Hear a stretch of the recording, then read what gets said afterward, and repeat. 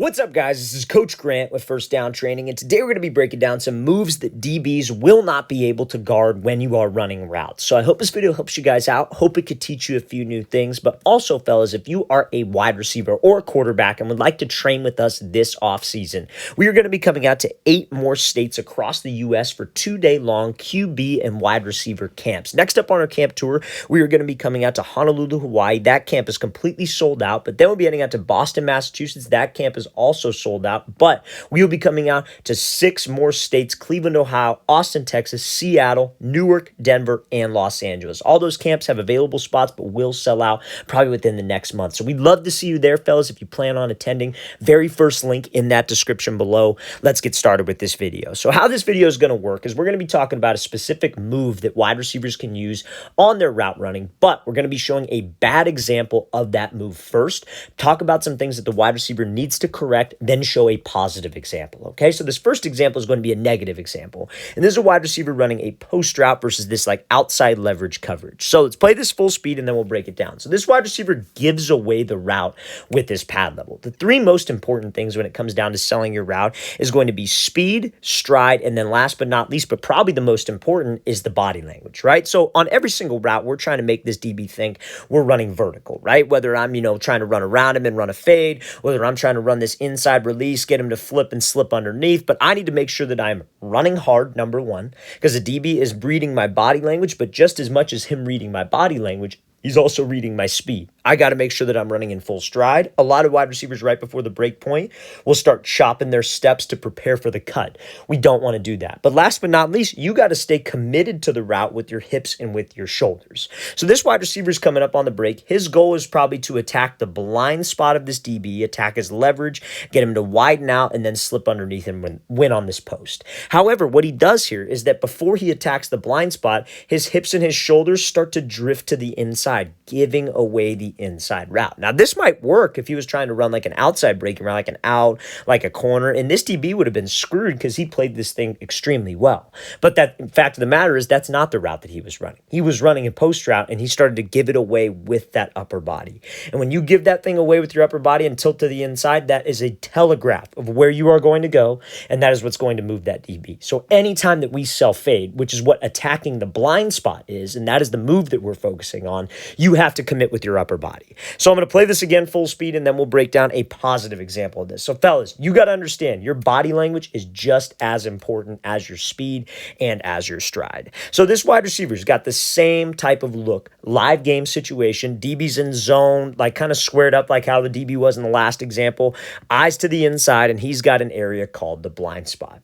So whenever a DB is in zone coverage or outside leverage off man, you have to understand a couple things about that coverage. Number one, that's probably, he is taught in that coverage to not give up what? Do not give up the outside. So he does not want to get beat on the fade, on a comeback, on an out route, whatever the route might be that's outside breaking. He is trying to funnel everything to the inside. Now you might think, why would he do that? Why is he going to chase me across the field? And he's not going to chase you across the field. He is trying to funnel everything to the inside to his safety help, right? So if he has safety help to the inside and we do that the last receiver did and just kind of take off and run, fine. He's totally okay with that because you're running right into the help. So what we have to do rather than just taking off and running a post is I have to try to threaten his leverage, aka his blind spot. But when I do threaten the blind spot, like we were talking about in the last example, I have to commit to the blind spot with those 3 specific things: your speed, your stride, and your body language. So when this wide receiver comes off the ball, that's what he does. All it takes, fellas, is just a little bit of an angle. If you come at him hard, you run with stride, you commit your upper half, that DB has to honor it. A lot of people talk about, oh, well, this was just bad coverage. It wasn't that great of a route. People say that for every single route running scenario there possibly is. You can't please both sides. You can't please the DBs and you can't please the receivers. If it's good coverage, the receivers will say it's a bad route. If it's a great route, the DBs will say it's bad coverage. But as a wide receiver, you have to think, I'm going to make this dude commit. I'm going to make him think I'm going one way, then I go the other. That, at the end of the day, in simple terms, is what route running is all about. But there's an art to deceiving this DB. And you see when this wide receiver comes off the ball, he's running with speed. He's got great pad level, hips and shoulder. Everything about this looks like he is trying to run to the outside of this DB right now, and that's what's going to get him to widen. And when we get him to widen, that creates a bigger window for my quarterback, a bigger window between the DB and that safety help that he has to the inside. And at the end of the day, that's what it's about. outside leverage, we need to create a big window when running an inside breaking route. So when you guys know how to attack that blind spot with speed, stride, body language, that is an unguardable route that you can run. So let's play this again, full speed one more time. Great job by St. Brown attacking the blind spot, getting that separation, and then accelerating downfield and winning before that safety can get over the top. Okay, so now next example here we're going to be looking at is a comeback route. Now, a comeback route is probably one of the best routes that you guys can run when it is a one-on-one man coverage scenario. However, everybody knows that on a comeback, you have to do exactly what we just talked about. You have to self-fade. You have to get this DB to commit, and you have to drop on a dime. But it's more than just dropping your hips on a dime, having that explosive break. You have to also be able to get out of the break with some speed.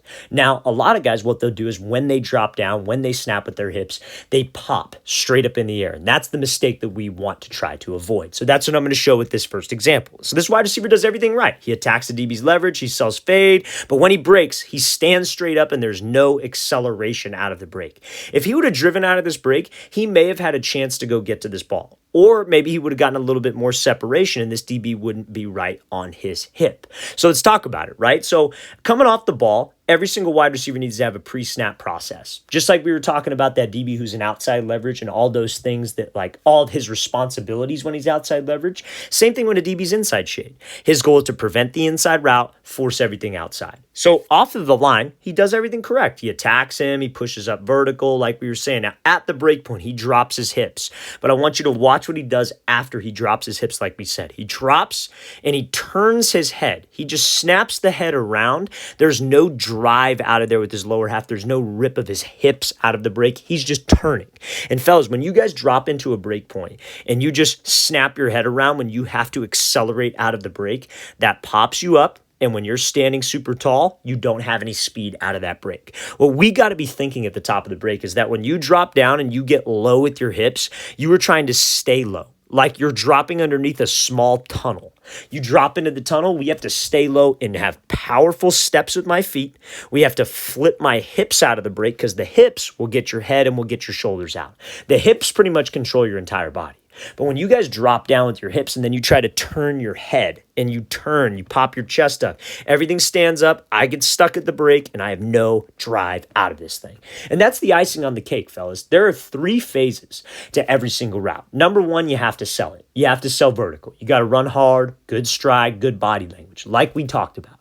Then you have to have the break point. You have to be able to stop on a dime. Phase 1 and phase 2, this wide receiver did great. But phase 3 is the acceleration to the ball. Every single time you get in and out of a break, it is a race to the ball. So when you guys are training, you have to constantly be thinking about that. You're running routes, we should never be going through the motions. You're doing drill work, we should never be going through the motions, popping up, taking it slow, because that is what will translate to this specific situation. So let's play this full speed, and then we will look at a good example of a comeback route versus the exact same coverage, but this wide receiver was actually able to get space. So let's talk about it. I'm going to play this full speed, then we'll break it down. So he comes off the ball, attacks him, and look at what he does at the break point. He's able to drive out and separate from the DB, right? If he does this break and he gets stuck at the break point, this DB's got all the time in the world to be able to recover. Could this DB have played it better, maybe gotten hands? Absolutely. But this DB, if we waste time at the break point and I don't have that good phase 3, that is going to give him time to recover. If we can sell the route, break without giving away my break, and then accelerate without giving the DB time, there's nothing a DB could do. A DB could play it perfectly, but if I run a perfect route, that DB could play. It could be the best DB in the country, but you run a perfect route, there's no defense for a perfect route, in my opinion, as long as the quarterback just gets the ball there on time. So let's talk about his break point, right? When he drops, he has the same type of hip drop as the last wide receiver. He's getting low, he's dropping his hips, but I want you to pay attention to his feet. He doesn't just drop and then snap his head around. He's taking powerful steps and he is trying to drive off of his feet. It's a snap. He pivots, hooks the step around, and he is driving off of those feet to get him that explosion, pumping his arms, flipping his hips, keeping his feet inside his frame. That is what will get you out of the break with little to no wasted motion. So let's talk about this. Let's break it down one more time. So it's like on a comeback, And it's tough to think about this, especially if you're a beginner. It's tough to think about this. Like if you're just now learning how to drop into a break, it's tough to honestly think about these little details that I'm about to discuss. But if you feel you're more on like the advanced side of things, is absolutely something you can emphasize. Because whenever somebody breaks on like a comeback, that first step is like almost like you could consider it like a trigger step, right? It triggers your hips. Your hips drop. Now, after your hips drop, your main concern should be getting your hips in and out of the break. Not the head, not the shoulders, not standing up. It should be flipping your hips and driving with your feet. So the second step after you snap down should be a pivot step. So you see how he almost turns his toe on like a 45-degree angle because that's flipping his hips. And then his third step that he takes, so it's a snap, pivot, hook. That hook step is a solid step. It's a hard cut, and you are pushing off of that cut because the pivot started to flip your hips. The hook step started to drive, and that's how we could get low and stay low at the break to keep that explosion. You were trying to create energy at the top of the break. Your hips slow you down, but your feet create power, and your hips will get you out on a smooth and sharp cut. So that needs to be the mindset so I don't get stuck at that break, fellas, and give the DB time to react, get hands on me, etc. So let's play this again, full speed one more time. Great job by that wide receiver, pushing up vertical and then driving out of the break to accelerate to that ball. Okay, so now, our next example here is going to be a fade route. Now, a fade route is probably the most overused, like not even overused. It's a good route to use in in one-on-ones, man coverage, but a lot of people don't understand that you have to attack leverage whenever you are running a fade, especially against inside shade press. A lot of wide receivers just will rely on their speed. They think, okay, I'm just going to take off and run out of here, beat this DB with speed, and just win the race to the ball. I don't need a lot of space to the sideline. I just need to get over the top of it. So guys will neglect a release. They won't attack a DB's leverage, and against a disciplined guy, that is not going to work. I'm not talking about some DB that you play in practice who's on the scout team. I'm talking about a DB who actually knows what he's doing. He's been well coached, and he understands the position. So let's watch what happens here with this wide receiver, because he comes off the ball, doesn't give a release. He just tries to take off and run. This DB is going to squeeze you all the way to the sideline and force you out of bounds like he just did right here, fellas. We cannot have that happen. That is inexcusable when you're against an inside shade press coverage DB. You have to threaten his leverage. I don't know how clearer we can make that, right? Because if he's, again, inside shade, this is why having a pre-snap process and understanding DBs is so important for the wide receivers. Because a lot of wide receivers don't understand DBs. They don't understand why they play it. They just come out there and go run a route. And that is not how we can do it. A lot of people don't want to study how DBs go because they think it's boring. They think they don't have to know it. You absolutely 100% have to know why a DB plays a certain way to play at the next level. Because you look at all the best route runners, they're usually not the fastest guys in the world. They're usually, and again, speed absolutely helps. I'm not saying speed doesn't help, but they're usually calculated. You look at Devontae Adams, like Keenan Allen, Justin Jefferson. They're not like 4'3", 4'2" guys like Tyreek Hill is, right? They're very calculated with what they do. They're probably like 4'5" guys, but they know how to run routes. They know how to set up DBs. They know how to attack leverage. They know how to set traps. And that's all from above the neck. Yes, they are great athletes. Yes, they have physical tools that a lot of us should be trying to strive for, but mentally, I think every single wide receiver in the country could get on that exact same level as them. Mentally, I think mentally it's 100% possible. Physically, there's probably some limitations for certain guys, but mentally you all can be there, and it's from understanding your opponent. So if he's inside shade, you got to know that he's trying to prevent the inside route. He does not want to give up a slant, a 5-yard in. So let's make my release look like that. Let's not be that guy that just kind of just gives a little chatter with my feet, doesn't sell anything, because this is exactly what the DB wants us to do. He's inside shade because he wants to force us outside to his help. You might be thinking, who's his help? The sideline is his help. If he can get hands and squeeze me all the way to the sideline, even if this wide receiver is faster than him, and let's say he has him by maybe about a step or two, that is not enough space for that quarterback. That quarterback has to throw the best football he has ever thrown to drop that in the bucket. And there's some quarterbacks that can do that, but I don't want to rely on that. I don't want to take my chances with that. So let's play this again full speed, and then we're going to show a proper example of how you guys can beat inside shade press coverage. Because again, it comes down to selling. It comes down to making it look like an actual slant. So let's watch this wide receiver. This is Brandon Ennis. He's a wide receiver that's going to be going to Ohio State. And you see what he does off the line. He attacks. He makes it look like a slant. Whether he's inside shade press with about a yard or two of space, whether he's inside shade press right up in your face, you still want to threaten him with the slant.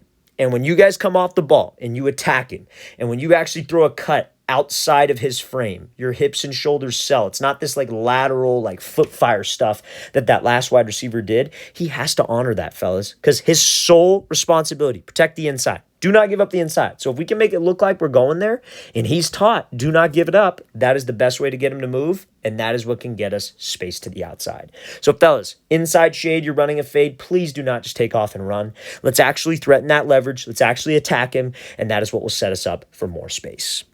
All right, fellas, I really want to thank you for watching. I really appreciate it. If you have any questions at all, don't hesitate to leave those in the comment section below. We always appreciate the feedback. It's always great to hear from you guys. And again, if you would like to work with us this offseason while we are coming out to 8 more states across the U.S., our Honolulu and Boston camp are completely sold out, but we have 6 more opportunities to train with us. So very first link in that description below if you want to sign up to get your spot. I'll see you guys next time.